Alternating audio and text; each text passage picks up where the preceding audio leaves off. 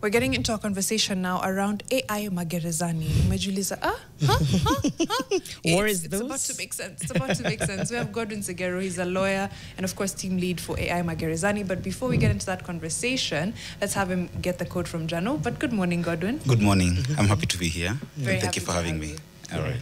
Very, very interested in hearing about AI Magerezani. So the quote today is by Wangari Maathai. Her memoir in 2006 is called Unbowed. And one of the things she said is, you cannot enslave a mind that knows itself, that values itself, that understands itself. What's your reaction to that? I think it speaks a lot to what is happening in the current dispensation, because I think we are now in a generation where people are self-aware. You know, they know what they want. So you cannot tell them not to do what they already understand. So I think it's really alive right now, despite that it was said a long time ago. Yeah. Exactly. That's why I wanted to bring it up, because you realize that sometimes a lot of what was said then holds true today. And there's a heartbreak to it, because it means that a lot of these people, behind those words, they were hoping for reforms, but we're not enjoying the reforms that they'd hoped for. And so here we are. Thank you. Here we are, many years later. AI Magerezani. Prison reform is something we don't talk about too often in this country. It's something that's often just looked over. It's like, you did a bad thing, you're in prison, the end. But whenever an expose is done, or a documentary, or anything that gives insight into how prisoners live, anytime that hits, the limelight, it's just shock and awe. But then a lull, and we forget about it until it's someone close to you who's in prison, or it's in the news again, in the news cycle. And we've spoken here about the fact that about 80% of people in prison right now are petty offenders, right? So it's not people who are charged with serious crimes. Petty offenses being unlawful assembly, loitering, things like Drunken that. disorderly. Drunken disorderly. Things that... if you had bail, or you were able to, even pay the fine, you'd not be in jail. So let's speak about that. But first, AI Magerezani. Tuambie inamaanisha nini? So thank you. So even before I come to that, I was working in here. There's a one paragraph poem by a very good friend of mine that I read and I was like, I must start with this. So maybe just it's called A Song of Redemption. Cry, my motherland, cry. Let your tears wet your feet. Let the flowing blood of innocent child call out for help from its ancestors. Let your shaken yet strong voices remind you of your true intentions. It is A Song of Redemption by Likuyani Eli. So, it talks about whatever is happening in the circumstance, like there's still intention of redeeming our country, and we still love it, and we'll do whatever it takes to protect it. So coming to AI Magerezani. AI Magerezani is an initiative that is informed by a very personal story and personal experience. So maybe if you allow me just to give a background story of how it started. So long time ago, like 21 years ago, I lost my father. And it was not through illness or maybe an accident, but he was brutally murdered, Unlike today, where we have people speaking about the injustice happening, I saw justice slip just within our hands and going as if nothing happened. Why do I say that? Because the people that killed my father were people known to us, people he once called friends, people he shared a meal with, But all of a sudden, betrayal and greed kicked in, and his life was cut short. But then I was just a young boy in grade 4, but then it was called class 4, So I was there, desperate, not knowing what to do at my age. I don't know, because now the trauma came in when every other time I had to meet these people on my way to school and on my way back home. And there's nothing I could do about it, because I was helpless. At least for them, they were connected somehow. That's why they were arrested in less than a month. They were out. So it lived with me for a very long time. I didn't know how I could come to terms with it, but deep down I thought myself that someday I'll make this right, Fast forward, went to study for my law degree outside the country, came back. Then during my pupillage at Macadara Law Court, encountered the same scenario, where now I had a first-hand, again, experience with inmates going through the same thing, where the biggest crime they've committed is being poor. You get the point? So why are these people, and you talked about cash bail and all that. Do you know there are people who cannot afford to pay even a fine of 200 bob, and they have to spend probably 10 days behind bars, maybe 1 month. So you can imagine what goes on behind bars. Tell me about your time in Macadara. When you say you saw inmates going through the same thing, but actually let me start threading from your dad. These people were able to walk away because, did they manipulate the system, or like what exactly happened? Yeah, definitely. So what happens, they were connected to the people who like, you know, I know someone who knows someone, and that's how they managed to get off the hook. Right. For us who didn't know anyone, there's nothing we could do about it, so we had to live with the situation for a very long time. So I was like, even if this doesn't benefit my dad or our family, let it not happen to anyone else out there. And then you did your pupillage at Macadara Law Courts. This is, you're saying you saw people who, yes, small crime, and you can't afford a fine of 200 shillings, 1,000, 2,000, 5,000. Was that the order of the day? Yeah, it's been the order of the day because if you look at maybe something like industrial prison, it's remander. It also has people who've been convicted, so it's a remand prison. So many people who are there, you'll find they are petty crime offenders. A majority of them, these are people who cannot afford cash bail, because ordinarily cash bail is a constitutional right. So if you are arrested, you are entitled to cash bail. But if these people cannot afford, what happens? They have to be behind bars pending trial, you know. And that's why you find most of our prisons are overly congested, because if this person cannot afford 200 bob, what happens? I remember there's a day while at Macadara when even the prison, the in charge at industrial prison had to ask the court not to give them more people because they have no space. Wow. So you see now, like for petty offenders, now they had maybe now to do the community work, maybe after they've been settled with the fine, now they do some manual work there, and they're at least, not because they cannot, they don't have to go there, but where are they going? What other rights are most commonly violated? You've talked about the fact that this is somebody who can't afford bail, so they're in there. Yes. What other rights do you see being violated of a lot of these offenders? Yeah, because what happens, you see, they lack legal knowledge, they lack legal representation. So someone knows, yes, they're entitled to, not many of them know they're entitled to cash bail, but it being a constitutional right, you're being told, because of this, do you agree you did this or not? If you plead not guilty, and then you have to be, you're given an option of going behind bars or you pay cash bail. So how many of these people know they can even negotiate for cash bail? Because if you're lucky to have a lawyer, they'll come and say, you know, my client ABCD, they're the sole breadwinners of the family, they lack ABCD, you know, can you kindly reduce their cash bail to a reasonable amount? I didn't know that. I'm sorry, I did not know you could negotiate cash bail. Yes, you can negotiate. Wow. Yes. Based on what? Yeah. So it is like a mitigation. Why you want the cash bail to be reduced? Okay. You know, so you come and say like, yes, you're giving me maybe a cash bail of 200,000, but you know I don't have a job. I'm the sole breadwinner. You know, ABCD and all that. So the magistrate or the judge would look at your reasons. If they agree with it, then they would reduce the cash bail to a reasonable amount that you would afford. There are people who've been left even on a personal bond, whereby it's out of trust, like we trust you'll come to attend court. So it happens, but you see, not many people know this. And these are some of the things that AI Magerezani comes in to do.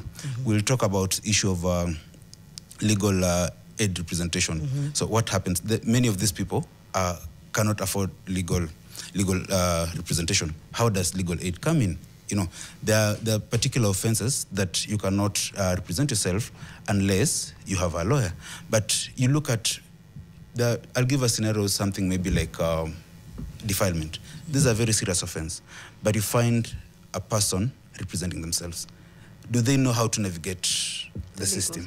You know, like the things even during cross-examination. Maybe an advocate or a prosecutor will ask you a question. You're innocent. You are responding from an innocent point of view, but the way you've responded would incriminate you. Yeah. And so it leads to many cases of self-incrimination, because whatever you say goes on record. So how do you go around it?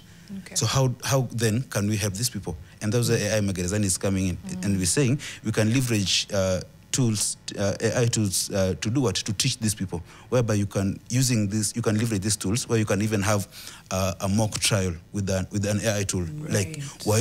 Like assume you are an accused person charged for this offense ABCD against a prosecutor, and during cross-examination, what are the possible questions you will be asked, and how would you respond to them? Yeah. You see, now it gives them an upper chance, as opposed to when they would come with zero knowledge and zero understanding. Is it something that you have actively rolled out and seen results? Because I was curious to hear a case where AI Magerezani was able to just help a petty offender get justice. Do you have that, or is it still something that's been rolled out? I think this is a timely conversation, because our pilot project is next month on the 7th of July.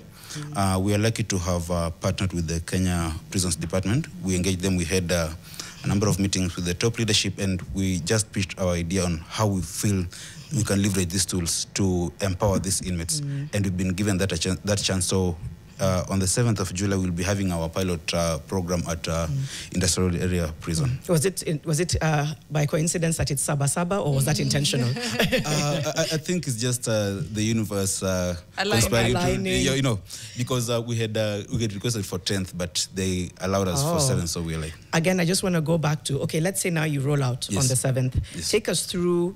Somebody is there, they're a petty offender, they either have no access to a phone, probably that's not something that exists, information, knowledge, they don't know. They're green and they're scared and they're traumatized. You come in, maybe they were, what's a petty offense that we've just gone through? Vagabond. Loitering. They were loitering. Yes. So now they're shocked, they're triggered, they're scared, they're confused. Okay, how does AI Magerezani now intervene with somebody like that? Walk us through from the beginning, a best case scenario from when you meet this person to when hopefully they're able to have justice. Thank you. So what you're doing, the first group we are targeting to deal with at Industrial Area Prison is the paralegal team, which now comprises of the officers, prison officers, and the inmates that are within that team. So because not everyone can understand, again, the literacy level and all that. So we are looking at what is the first team that can be able to learn faster and now help the rest. So like on the pilot project, we're going to be meeting this paralegal team so that we are training them. Let's say if you want to use an AI tool to maybe to draft submissions, or maybe to apply for cash bill, or maybe reduction of cash bill, how do you go? Now there's an AI tool. How do you craft your prompts? How do you make sure you're using the tools again ethically? How do you counter check to know that maybe like if it's a citation, maybe you're citing a case that you want to back up your case. How do you ensure this case is factual? Because we've had cases like in the US where lawyers are using AI only to find that the cases they cited were non-existent because they overly relied on AI. You didn't even check your citations. Yeah, you know. So they're like, it doesn't exist. Yes. Oh my God. You know, because it has really dented even the reputation of many lawyers. But we come in to train people like, yes, you can use AI. AI is here as an assistant, so that you don't have to delegate everything that you have to do to a tool. Right. Because ask yourself, why is it there's one person who's going to use an AI tool, get a very good output, and then another one gets maybe something that is non-existent, or maybe a hallucinated output. Right, it's the prompt. So you see, and you see, many people tend to blame the tool, not the person. Because if the same tool gave someone else a correct response, it means it's the person behind it that didn't give it a right input, or rather a prompt. Before we go further, is the long-term plan to have inmates themselves use AI Magerezani as you pilot with paralegals? Yes. That's the long-term plan? Yeah, that's the long-term plan. So what we are looking at, because one of the challenges, even as we start, is most of these prisons don't have infrastructure. You know, because if you're talking about AI in prison, we are looking at someone having a computer, internet. Or at least a phone. Or a phone, you know. Do these prisons have? No. But can we wait until we have this? No, we start from awareness, people knowing this can done. And then now, it's at this point, we welcome well-wishers, donors and all that to come into, because in as much as the initiative is good, we cannot do it alone. So we welcome everyone, because our long-term goal is to have at least each prison having at least something like a computer lab where there's this team that is helping this. So if there's someone who is having maybe a case coming up and all that, they can go to this team or this, or for those who know how to use it, they can directly go, access the tools, prepare for the cases, be it how to argue in court, be it preparing submissions, filing for appeals and all that. So that's what our long-term goal is. Just following up briefly on what Mariam has asked, because you've spoken to gaps in reforms. Yes. What are some of the glaring reform gaps that you find, which first of all are unjust, they just shouldn't exist in the prison system? One of them sounds like access to technology. Yes. What are one or two others that you hope AI Magerezani can just prompt prisons to go into just having reforms that work for inmates? What are some of the critical reforms that are lacking? So one of the, I'll just maybe mention two on top of my head. One is inmates, especially for those that want to appeal for their cases. The biggest challenge is you are there, you want to appeal. Probably your case took maybe 2 years, 3 years before it concluded. So now you're here, you want to file an appeal. Do you have access to your court proceedings? Do you have access to a judgment? Now that is the biggest impediment. So you find most of these people, they'll not have even someone on the outside to go to court to try and follow up on the same. So we are looking at how can we have an integrated system between the judiciary and the prison service, because we are digitize it. Yes, digitize. So actually, speaking of which, we are in the midst of developing an AI agent, okay, that will be tailor-made for this particular purpose.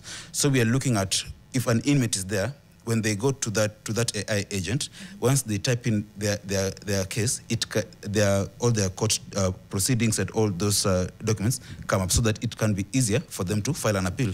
Because you can imagine, it took you 3 years for a case to be concluded. The first witness testified 3 years ago, and now you want to base your grounds on what they said in court. Can you remember what they said 3 years ago? But do Kenyan courts have stenographers? No. Not really. So who keeps court records? Sorry, I know this is so green, it sounds so stupid, but I'm just genuinely asking. So how do we keep court records and testimonies and everything, because judgments, rulings? You see what happens right now, in a typical court scenario, when you are arguing there, the magistrate is like writing. So that is what you call court proceedings. So like witness one said ABCD, witness two said ABCD, no, they're right. So when as an inmate, or maybe as an accused person, when you want to file an appeal or something, you have to get access to the proceedings. So what happens? All of us have different handwritings. So it means these court proceedings have to go to the court secretary. Right. Now they have to round it off to the nearest what they understand. Round off to the nearest what? Yes, they type, that is the draft, then take it back to the magistrate to go through. It's like it's set up to frustrate. Yes, the magistrate has to go through to ascertain, now this is what was said, now before the final draft is made. How long does it take?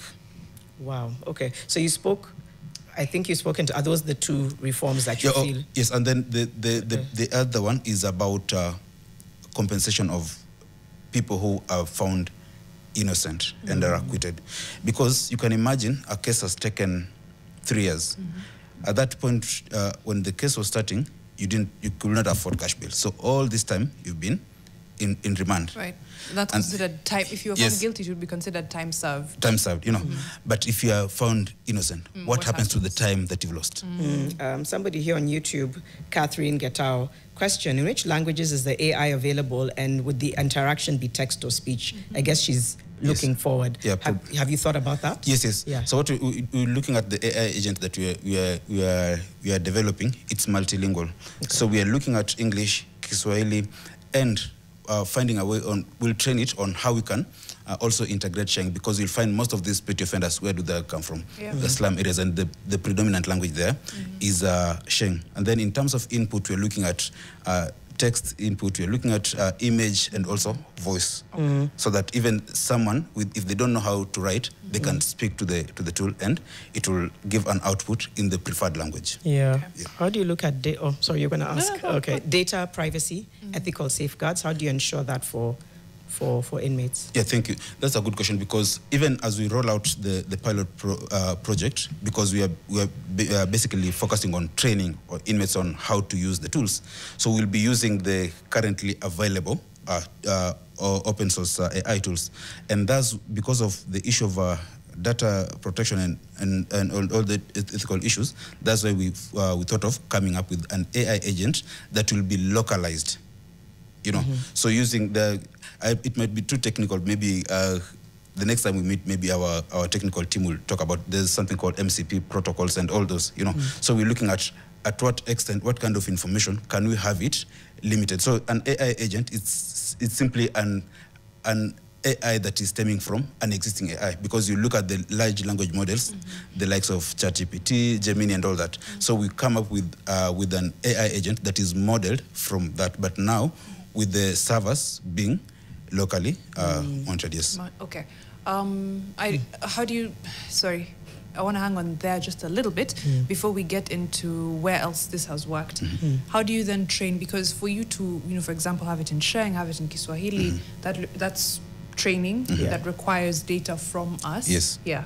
What's the how for that one? Yeah, so that's what our technical team is working on, because it's an intensive process. It's not something that you just go and say you've done, because we'll have to integrate it with something like the Kenya Law Report. Yes. Because when you're looking at we're talking about factual citation and all that. What is the biggest? What is the biggest database when it comes to legal matters is the Kenya Law Report. So how can we then integrate it using the APIs to the AI agent, so that when you are searching something, because let's say right now if you go to ChatGPT, it has the web search button and all that, so that when you're searching with using that, it gives you real-time information from the internet. So that's what you're trying to integrate, so that whatever information that comes there, it is factual and tailor-made to the Kenyan jurisdiction. Okay. Success stories elsewhere in the world? Anywhere where this has happened, or are you the first of your kind? Yeah, so there are prisons that are using AI, but AI Magerezani is one of its kind. Why do I say? Because there are countries like Finland, Poland, Kazakhstan that are using it, but how are they using it? They're using AI on inmates, whereas we're using AI for inmates. Oh, okay. Explain. I was going to be like, roll, what is it? Yeah, so in a nutshell, what we're saying is, you see, like for those countries, how do they use artificial intelligence? Predominant on surveillance and monitoring behavioral change, like how are these inmates behaving and all that, Right. So that is it. But you see, for us, we are not using it for surveillance and all that. We're using the same tools to empower them to access justice. There's no other place that uses it to empower. Any example that you can think? I'm a bit surprised, given that AI progressive has been around. Yeah, because you see, even when you are coming up, that is the first order of business to check what other jurisdictions are using it, and that's what we found.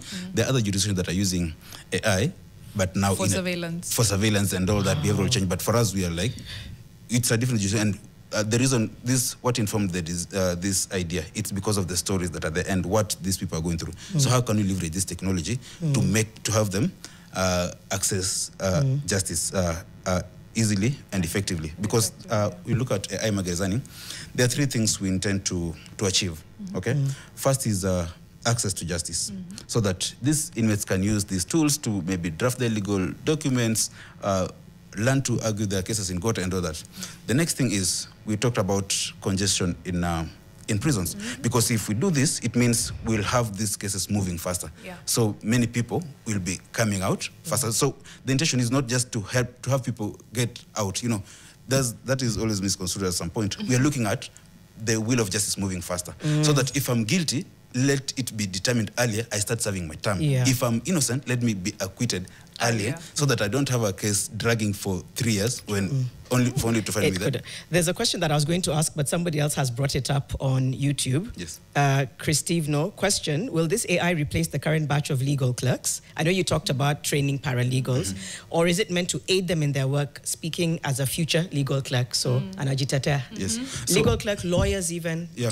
So that's a question we get more often. Because maybe what I didn't mention, AI is a program under Mtalex solution. Okay. Okay. Under? Mtalex solution. Okay. So Mtalex Walk solution, us through. Mtalex Solutions is a legal tech company. Okay. So what we do, we empower lawyers to incorporate technology in their practice, because the way you understand, the legal profession is one of those conservative professions. Like we are among the last profession to adopt technology, you know. So that's the kind of conversation we're trying to push. And I've had this conversation. There are many lawyers who fear taking up these trainings and all that because of AI will take away my job, you know. But we say AI is not coming here to replace us. It's coming to complement what we do, you know. And I should like to say, like, AI is not going to replace lawyers, but lawyers who use AI will replace those who don't. It'll be more effective Simple. and efficient. That's a good one. Right. Would government buy-in be a help or a threat? I feel like I already know, but I should go on that tangent. No, go. Because mine was going to take us there anyway. We were going to end up there eventually. Yeah. Because first of all, it would help to have government buy-in, but even then, do you think it would be a help or a threat? So we're trying to be careful with this, even as we roll it out, because given the nature of program we are dealing with, especially for the AI Magerezani, we have to partner with the Kenya Prisons Department, which is a government agency. Of course. But now we're coming in as an independent, so that it's not fully owned by the government, but it's us trying to help bridge the gap where we can use technology to bridge the gap of justice. Yes. Mine was more or less a bit similar. Do you expect any pushback? Because the overcrowding in prisons is partly because it benefits some people. Kuna mtu akona tenda cabbage hapo. I know. When you reduce inmates from 1,200 to 600, umemwaribia biashara. Yes. Is it expected? Definitely yes. But is that a reason for us to relent? No, because we're looking at the greater good. Because if that was the case, actually, the conversation with the prison department, it started way back early, no. But because of course and trying to share and how the future of this program is going to impact the prison and all that, we thank the prison that they saw what we visualized and they came on board, you know. So definitely, we are living in a country where there are different systems and there are people who benefit from anything and everything. Right. Do we expect pushback? Yes, but are we ready to take it on? Yeah, we'll do it to the best of our ability and to the extent that we can. Yes. I know that you started by sharing about your dad's story, and I'm really sorry about that. That's all right. I'm also trying to see how appeals, wrongful convictions, or even reopening a case, how would AI Magerezani also tend to that? Can you also overturn wrongful convictions? Can you say there's a case here that I want to reopen? How would it? Yeah, so those are some of the things that we're considering. And speaking of which, there's a conversation we were having recently with a former inmate who was behind bars for 14 years. Okay, so he was just sharing some of the stories they go through, and they really resonate with what we're trying to help, because it's not hypothesis. These are real stories happening to real people, you know. So how do we then come in? Because maybe just to share briefly about his story, he was wrongfully arrested as a cover-up. Okay, so his story, he was coming from work, you know. I was working at industrial area, and then because of lack of money, so he had to walk all the way to Ayaki Way. So around evening when he was going, he was knocked by this, how do you call it, this security company vehicles. I think it was ferrying cash or something. So because the people who had stolen the cash took off, now, and he was knocked by the same car, he was the next possible suspect, accomplice, you know. So now these people took him as a cover-up. So first of all, at first they thought he died. So they took him to City Mortuary. Okay? So at City Mortuary, a few hours later, it was found he was not dead. So he was taken to Kenyatta Hospital. By the time he was waking up, the next thing, he was waking up with handcuffs. Sorry, by the time he was waking up from Kenyatta National Hospital, yes, he had handcuffs, because he was like, those people who were driving, who knocked him down, said, this is the guy who he was part of the people who robbed the bank. Like the vehicle that was transporting the money, you know. So he had to, he's poor. This is just a casual laborer at industrial. no legal knowledge, no legal representation, what happens? Self-incriminate inside. Are you able to pause? Because I know you'll remember the story because you've covered it. It's just that we don't want to lose our caller. We said we have Kamau from Kiambu. Did I hear that correctly? Okay, Kamau from Kiambu. Good morning. Do you have a question or comment for our conversation today? I have a comment. There was a time I was arrested in Nairobi and taken to Central Police. And I'm telling you, there are guys there who are always there in the cells. And those guys, they are never prosecuted, they are never released, and they have the freedom to do whatever they want. Once you go there in the cell, and I think there is a collaboration between the police and them, they will watakupora kila kitu. That is the work. Once they see you that you are just normal this way, and you have, your rights, you are entered in the cell with your everything, even money. Once you enter there are about 3-4 guys. Watakupora kila kitu. And I think they share with the police. So those things, as they are saying, I can corroborate whatever I'm going to say. Right. Those things, they happen. And the police know there are guys who are always there. Even if you go to Central Police today or Kamukuji, there are guys who are always stationed there. Their work is there to kupora watu too. That is my comment. Thank you. Thank you so much, Kiambu. And very dangerous guys. They look menacing. They can kill you any time there. And they are stationed there by the police. Okay. I don't doubt that, to be honest. And this is again why we were calling for justice for Albert Ojwang, because you're saying he was somehow in a cell by himself. Anyone who's gone to any big police station in Kenya knows, especially Central Police Station, that watu wameja is always standard. So and he's saying those guys are there, they're almost like fixtures on the wall, right? Meaning they're part of the system. But please go on with your story so that we can thread, and then we'll come back to what he said, because there's a systemic rot that needs to be dealt with, and we'll see if tech can also help us with this. But let's go on. So he gets now to Kenyatta National Hospital. He gets to Kenyatta, now he's arrested for the same. He goes to court, again, he denies and all that, but you see, because of his poverty, he could not afford legal representation, so he was representing himself. And you know how difficult this space can be, navigating the legal space without the knowledge.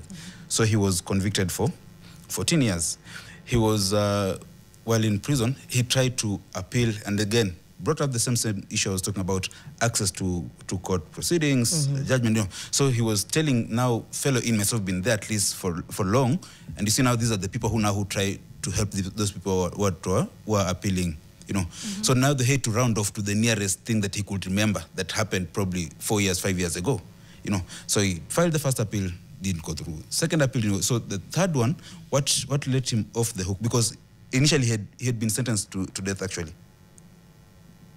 So the only thing that saved him when he came to court, the only thing that happened is the person who was investigating his case was not of the rank that he's supposed to investigate. Right. So it was like a junior officer who was investigating that case. Probably were it not for that particular scenario, he should be behind bars. So he got off on a technicality. Yes, not really because on merit of his appeal. But you see, did his case have merit? Yes, he could win like if he was to appeal, but did he manage to go through the system? No. Definitely not. Then that brings me now to the various loopholes within the justice system that you see as a lawyer, where AI and tech as a whole could help. Yes, Kamau has spoken to those people in cells. If we had a registry for who is in the cell, when were they booked, at what time were they booked, for what crime, which is what is supposed to happen anyway, but not just in an occurrence book, something digital, then you'll be like, this person seemingly is here every day and night for the same crime. You can start to notice things like that. What are the loopholes in the justice system that you see that can be sealed with technology and AI? Exactly, because one that I would mention, the one that I also noticed while as a pupil at Macadara, there are things that are systemic and there are things that are happening because they're supposed to happen this way. Because in the era of technology, I fail to understand why we still have police officers carrying police files to court every other day. You know, I know the CS talked about it, digitizing the OB, and actually at some point I tried to come up with a project which didn't get through, because I was looking at how can we, especially in the criminal justice, how can we digitize and streamline so that we can have a seamless integration between the ODPP, the police service, and the judiciary, so that when someone goes to report a matter in a police station, they don't have to be writing. Like, it's something that is, even if it's written, it's then you need backup too. Yes, and then documented, uploaded to a system, so that a police officer doesn't have to go to the ODPP office to get the charge sheets maybe approved. Right. You know, and then the ODPP doesn't have to go to the judiciary to file. There's a platform at ODPP. It's called Wadilifu. At least there's that link between the judiciary and the ODPP. But the breakage now comes in with the National Police, because they're still doing things analog. Because you see, if you're in court, and that's why most of the cases actually don't proceed, because without a police file, no case is going to proceed. So an accused has come to court, their case is not proceeding. Why? There's no police file. This person had been given maybe a mention or a hearing date today. What does that mean? They're not coming back to court tomorrow, because the court diaries are always full. So probably we're looking at 2 months, 3 months from now. So they come up again, maybe that day, maybe the magistrate has gone on, maybe on leave, or maybe they're on official duty somewhere. What happens? Probably they're looking at, again, 2 or 3 months. For how long will that happen? Who, I don't know whether you spoke to this, but who owns or governs the data collected? Because to your point, it would expose systemic injustices and gaps. So with AI Magerezani working with inmates, but who owns the data? It would be the government? Yeah, because we are dealing with the government, and that's why what we are looking at a long-term MOU with the prisons department, so that this data is controlled at a central place, given the nature of the system we are dealing with. You know, these are inmates and they have sensitive data and all that. So that's why we talked about having a localized AI agent, as opposed to directly using the existing LLMs. Sorry, go ahead. Yes. So that's why we're looking at having a localized server whereby the data is stored here. You know, both with us on board and the concerned stakeholders, you know, because we're looking at having the judiciary on board, we're having the Kenya Prison Service on board, you know. Probably at some point we'll have to, hopefully, if things goes well, the National Police Service, you know. So that's what we look. But as this is a work in progress, because even as we work on the development, there are things that we notice, and we try to bridge those gaps and try to close those loopholes, so that we are having a very concrete and elaborate software that will now help bridge the justice gap. Right. Biases. Whenever we talk about AI, we talk about, you know, the biases of the data that it's fed on, all those things. How do we check so that we don't then perpetuate injustice accidentally with AI? Yes. Yeah. Again, biases, it narrows down to prompt engineering. Prompt engineering is a skill, is an art that you have to master. Because you see, what happens, most people use AI tools the way they use a search engine. You know, you just go there and give it a generic prompt. Who is Godwin Segero? The end. Godwin Segero.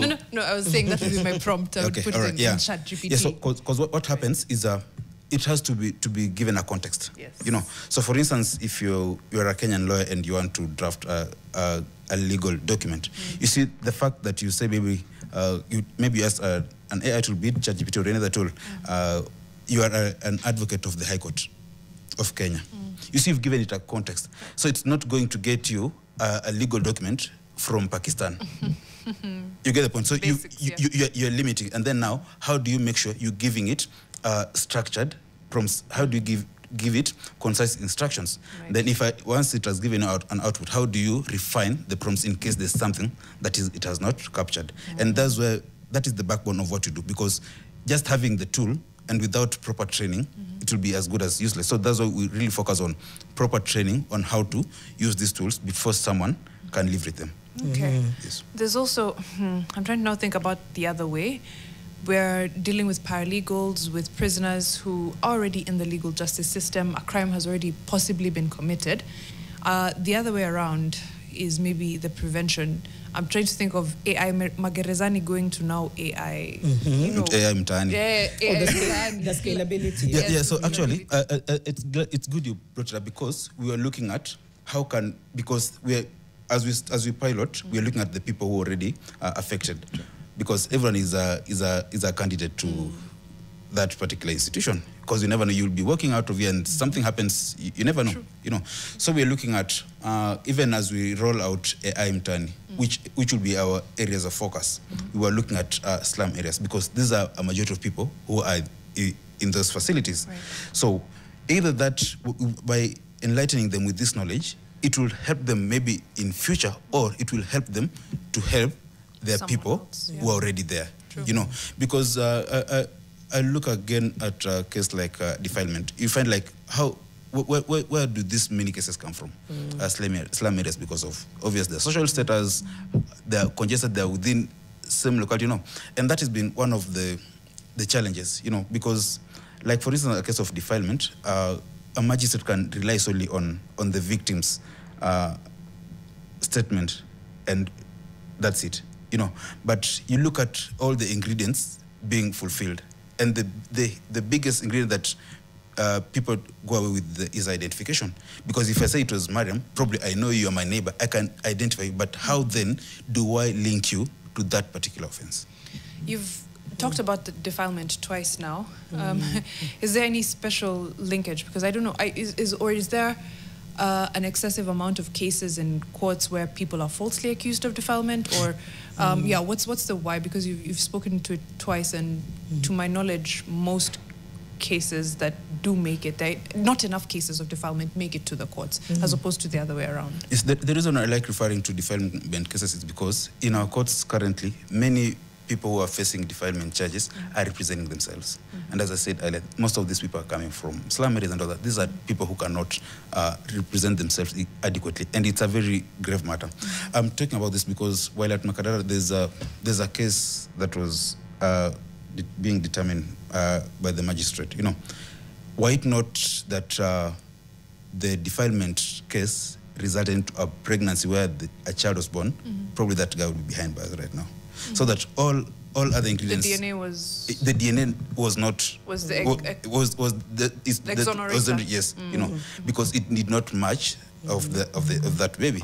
So what if there was no baby as a result? This guy would be behind bars. Yeah, although, to her case, still there's so many injustices. Yes. Where a lot of defilement cases, the victims don't get justice. Yes. And maybe in that line, do you think AI Magerezani would also shift public perception? Because the more we've had this conversation, I've looked at the inmates more as right holders and not criminals. Yes. I don't know if that's a good or bad thing, but do you think, is it important to shift public perception that way, even in light of people who've committed very heinous crimes, that it's right holders and not criminals, almost like a sort of like validation of their human rights as well? Yeah, so this is the thing. The Constitution provides for fair hearing and fair trial, you know. And as I said from the onset, AI Magerezani is not here to decriminalize people who've committed crimes, you know, but just to give people a fair chance to justice, so that if you are found guilty, let the law take its course, because there's everything that is enshrined on how this person is going to be punished for the crimes they've committed. But again, what about these people who've not committed? What happens there? Because you see what happens, actually in most cases, there's the stigmatization that comes with someone being in prison or in remand. Like the case I told you, maybe a case has taken maybe 3 years. You are charged with maybe robbery with violence or murder, only for you to be acquitted. What does society look at you? You've been there, and the assumption is you are arrested. You are arrested for 3 years. You're guilty. And you see, you cannot come out and go to from one person. You know, I was acquitted. I was acquitted. So you just have to. True. And maybe just as I conclude, given just on the same the same story I was talking about of this prisoner, former inmate I was talking about. By the time he left prison, his wife had remarried. His children were thrown. By the time he was getting home, his brothers were selling his piece of land. His brother told the wife, "Don't allow that criminal to go to my house. I see So where you're coming they from. have to live with that stigma Yes. for all that while. Yes. I think the work that AI Magerezani will potentially do will be super, super important. But now just speaking to you as a wakili, as we wrap up, we have about a minute. What are the most common missteps that result in crimes that people don't see? I'll give you an example. You buy a second-hand phone from someone you don't know it was used to commit a crime, now you're on the hook for it. What are some of those things that you see in the criminal justice system? Or this is not a misstep, it's a crime, but you go to Langata Women's and a good number of the women there are there because of what they call crimes of passion, though not really, things like that. What are those things that you see in the criminal justice system that often lead to jail time when they could have easily been avoided? So one of the things I'll say is there's a very big gap in our investigative agencies, because we've also handled cases whereby an investigating officer comes in, they are being asked if they visit the scene of crime, they didn't. So how do we then expect these people to get justice? Right. So there's a huge gap in that area.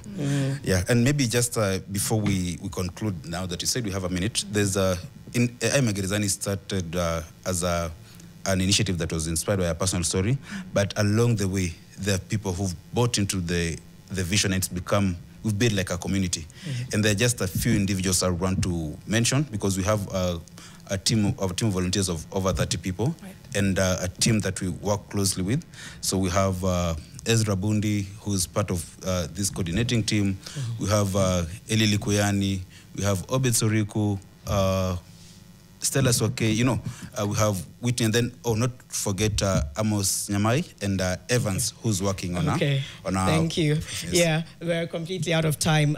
Godwin Segero, lawyer and team lead AI Magerezani, thank you so much. Yes. July 7th is when you hope to roll out. Keep us posted. Yes. And hopefully it would also have an element of assimilation, because you've just spoken to something very, very critical about how they don't really have a life, this stigma. So maybe there could be an element of the app that allows for assimilation. Very true. Right. So we have Your World coming up. It says something about healthy. Yes. Healthy soils, healthy people, healthy and toxic-free farming in Kenya. That's what Mwekali and, of course, Winnie will be discussing. Kuna Njuguna Wangunyu, who is a farmer, Faith Okwisa, who is a researcher for chronic food diseases, and Dr. Harun Waroi, an agri-ecology specialist. So healthy soil, healthy people. Let's talk about that. Looking forward to it. Tupatane kesho asubuhi. Kesho ni Thursday. Thursday. And then you'll go shwee. Yes, into the weekend. A big thank you to Godwin, of course, and to our guest, to Afula as well. And of course, a big, big thank you to all of you for what... Nanyo? Phil. Thank you to you as well. We thank ourselves for hosting, is what he's saying. To Mariam Bishar, Janet Bogwa, Eric Latif, Atasisi, and to the Canon, who was here in the beginning. Yes, and to Reverend Canon very, very good Evans show. Omolo. Yeah. Yes, asanteni sana. Leo nimejua meaning ya Provost na Canon. Tupatane kesho asubuhi 6 to 10 a.m.